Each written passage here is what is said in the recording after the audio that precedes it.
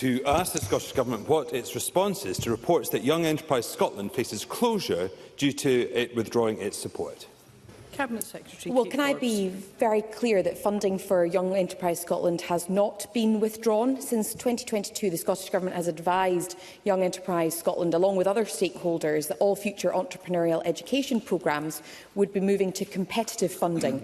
That approach is consistent with other entrepreneurial funds, and indeed it's in the DNA of entrepreneurship. And although Young Enterprise Scotland was not successful in bidding for Entrepreneurial Education Fund because of the strength of other applications, many of whom had previously not received government support, I did this morning meet with the Chair and Chief Executive of Young Enterprise Scotland to update them on the conversations that had already been taking place with officials about additional support, and I have approved the requested £285,000 to run the 2 programmes that were previously funded by the Scottish Government into this year, and that will cover expenditure to date for financial year April 24 to March 25, and Young Enterprise Scotland has confirmed that that will ensure the organisation's ongoing viability.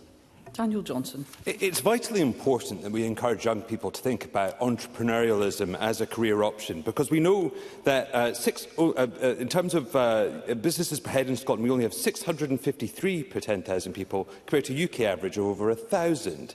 So given that the long-standing success of Young Enterprise Scotland, indeed, I can't be the only one in the chamber to have benefited from Young Enterprise Scotland, given their long-standing success. Is it wise to have programmes that put in jeopardy such long-standing success, such as the one that seems to have put Young Enterprise Scotland's future in doubt? Cabinet Secretary. So, the reason that we have moved to a competitive process is so that all organisations have an equal opportunity to access public funding. What we don't want is to be in a position where some organisations are essentially guaranteed funding and some are guaranteed never to receive funding. When it comes to the Entrepreneurial Education Pathways Fund, we assessed all the applications to that fund. It was assessed by a panel, and we will shortly announce the winners of that fund, but they should give us all confidence and inspiration about the quality of entrepreneurial education that is currently being delivered across Scotland. And I'm hugely excited about the fact that many of those organisations have never received funding before.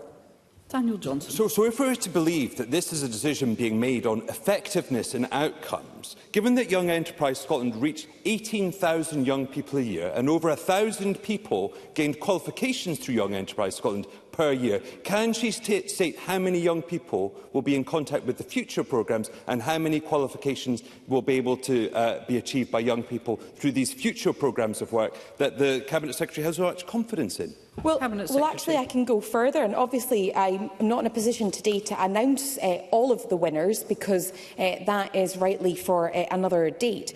But for the first time ever, we will be in a position to deliver programmes from Primary 1 through to S6, providing an end-to-end pathway for developing an entrepreneurial mindset. This government is extremely proud of the changes that we have made to entrepreneurship in Scotland to ensure that there is a pathway for entrepreneurial activity, and the reason why we moved to a competitive bid is to ensure that that provision was effective, it was efficient, it was impactful, and it was fair to organisations that previously felt excluded because of the way the funding was set up. Colin Beattie. Can the Cabinet Secretary outline how the Entrepreneurial Education Pathways Fund will help encourage more young people from a wide range of backgrounds to choose business ownership as a career path and establish a culture in Scotland that encourages, promotes and celebrates entrepreneurial learning from an early age? Cabinet Secretary. Well, including the fund that Colin Beattie just referenced, we're investing £1.7 million in entrepreneurial education this year. And that will mean supporting highly innovative organisations, many of whom have not received government funding in the past. And this approach, in my view, is fair, it drives impact for public investment, and it reflects our ambition to support the next generation of business leaders with the best possible tools and resources. And I hope that when we announce the winners of that fund, colleagues from across different parties will be equally enthused and inspired by what some of these organisations have done, many in sort of behind the scenes for a number of years.